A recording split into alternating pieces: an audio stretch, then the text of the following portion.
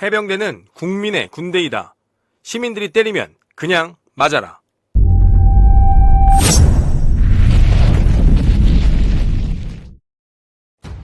해병대 재창설의 주역, 해체된 해병대의 기틀을 잡은 제17대 해병대 사령관 박구일 장군.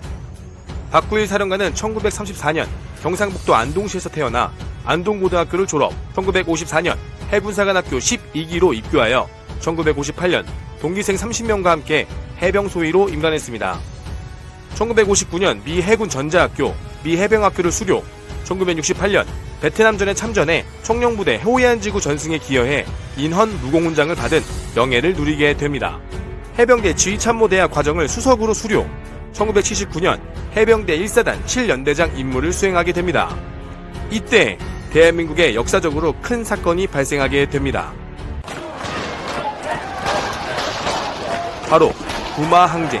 부마항쟁은 1979년 10월 16일부터 10월 20일 총 5일간 일어난 사건으로 유신체제, 즉 박정희 대통령의 독재에 대항한 항쟁으로 10월 16일 부산대학교 학생들이 유신철폐 구호와 함께 시위가 시작, 17일부터 일반 계층으로도 확산되면서 마산 지역까지 시위가 퍼지게 되었습니다.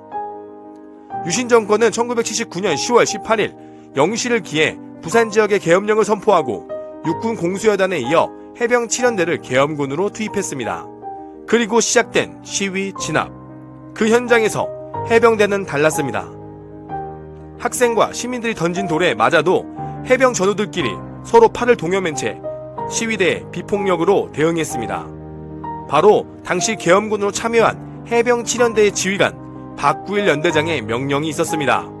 박구일 대령은 출동 전 정신교육으로 작전의 목적과 이 작전에 임하는 태도에 대해 정신교육을 했습니다. 우리는 6.25 전쟁 당시 도솔산 전투의 대승으로 이승만 대통령에게 무적해병이라는 명칭을 받았다. 또한 한국군 최초의 상륙작전, 통영 상륙작전을 성공시켜 뉴욕타임즈에 귀심 잡는 해병이라는 명칭을 얻었다. 그리고 월남 짜빈동 전투에서 신화를 남긴 해병이라는 자랑스러운 명칭이 있다. 우리는 국민에게 신뢰받는 정예 해병이다. 국민들이 때리면 그냥 맞아라. 절대 시민들에게 손대지 마라. 다만 총은 뺏기지 마라. 해병대의 역사적 전통이 나 하나 때문에 더럽혀져서는 안 된다. 라며 정신교육을 실시, 시위 진압 대응에서 제일 앞줄은 장교와 부사관, 그 뒤는 병장과 상병, 그 뒤는 1병과 2병 순으로 서로 팔을 동여맨 채 시위대의 돌을 맞으면서 피를 흘리며 묵묵히 전진했습니다. 이를 지켜보던 시민들은 돌을 던지는 사람들을 말리기 시작했고 피를 흘리는 해병대원의 머리를 수건으로 감싸주었습니다. 해병대는 계엄군의 임무를 수행하면서도 쌀이빗자루를 만들어 매일 오전 오후 주둔지 주변과 골목길을 청소했고 주변 교통정리와 해병대의 의전 행사인 국기기양식과 하기식, 그리고 해병대원들의 구보가 시민들의 눈길을 사로잡았습니다. 이런 해병대원들의 모습을 본 시민들은 음료수와 빵 같은 먹을 것을 해병대원들에게 제공하기도 했습니다. 해병 7연대장 박구일 대령의 국민들이 때리면 그냥 맞아라 작전은 대성공을 거두게 되었습니다. 이후 해병대 6여단장, 해병대 1사단장, 해군본부 2참모차장을 역임하게 되는데 당시에 해군 제2참모차장이 해병대 사령관의 보직입니다. 해병대는 1973년 해군에 통폐합되었습니다. 1973년 9월 14일 국무회의에서 해병대를 해군으로 흡수 통합시키고 해병대 사령부를 해체시키는 내용으로 국군조직법을 개정했습니다. 1949년 4월 경남 진해 덕산비행장에서 창설된 해병대는 서울 수복 및 인천 상륙작전, 월남전 등 수많은 전공을 세웠지만 만 24년 6개월 만에 해군의 흡수, 해병대 사령부가 해체되었습니다. 1973년 10월 10일 해병대 사령부가 해체되었는데 이때부터 해병대라는 명칭을 쓰지 못하고 해군 해병이라는 정식 명칭을 사용, 해병대 사령관은 해군 제2참모차장으로 명칭이 변경되었습니다. 는 해군 해병부대를 찾아 이 지역의 경계 태세를 살피고 병과 이름은 해군 보병, 해군 포병, 해군 기갑 등으로 명칭이 변경되었는데요. 그러다가 전두환 대통령 시절 1987년 다시 해병대 사령부가 재창설되면서 해병대가 부활하게 됩니다. 해군에 통합됐던 해병대 사령부가 14년 만에 다시 부활돼서 오늘 창설식을 갖고 새 출발을 했습니다.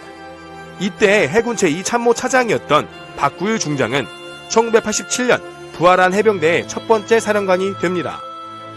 해병대의 재창설을 위해 박구일 중장은 엄청난 노력을 했습니다. 해병대 사령부를 재창설할 때 명칭을 정함에 따라 해군 해병대라는 명칭을 바꾸려고 했으나 박구일 사령관은 국방부와 합참 관계자들을 직접 만나 설득시켜 지금의 해병대 사령관이라는 명칭을 계승할 수 있었습니다. 이후 1988년 해병 중장으로 예편, 국회의원으로도 활동하기도 했습니다. 그리고 시간이 흘러 2020년 3월 1일 제17대 사령관 박구일 사령관은 향년 86세로 별세했습니다.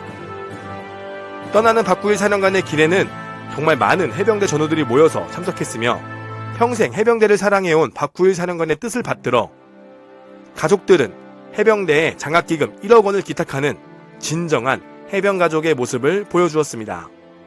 월남전, 부마항쟁, 그리고 해병대 재창설. 해병대의 역사와 함께 평생을 살아온 박구일 사령관. 그가 보여준 국민의 군대, 그리고 역사 앞에 당당한 해병대를 만들어낸 자랑스러운 대한민국 해병대 사령관이 아닌가 생각됩니다. 우리의 역사에서 해병대는 정말 많은 업적을 이뤄내며 성장했습니다. 심지어 모병임에도 불구하고 치열한 선발 과정을 통해 정예 해병대원들이 탄생하고 있습니다. 저는 개인적으로 해병대가 참 멋진 조직이라고 생각을 합니다. 여러분들은 혹시 휴가 나온 해병대원들의 두 발이 정리가 안 되거나 혹은 복장이 불량한 것을 보신 적이 있으신가요? 저는 사실 본 적이 전혀 없습니다. 해병대원들은 휴가 혹은 저녁날에도 두발 정리를 깔끔하게 하는 모습을 저는 지금까지 보았습니다. 물론 간혹 전투복을 화려하게 치장하는 경우도 있지만요. 이러한 해병들의 외적 공기 모습은 그 조직이 얼마나 단단하고 용맹스러운가를 보여주는 대표적인 사례라고 생각합니다. 심지어 육군 병사들은 그렇다 쳐도 장교들도 전역할 때 취업한다며 두 발을 기르는 한심한 놈들이 있는데 정말 그런 거 보면 일부 몰지각한 장교들보다 해병대 병사들이 더 낫다라는 생각이 들기도 합니다. 국민의 군대, 대한민국의 역사 아래 자랑스러운 해병대를 만들어낸 박구일 사령관처럼 지금의 해병대원들 여러분들도 이러한 빛나는 해병대의 역사를 지켜주셨으면 좋겠습니다. 시청해주셔서 감사합니다.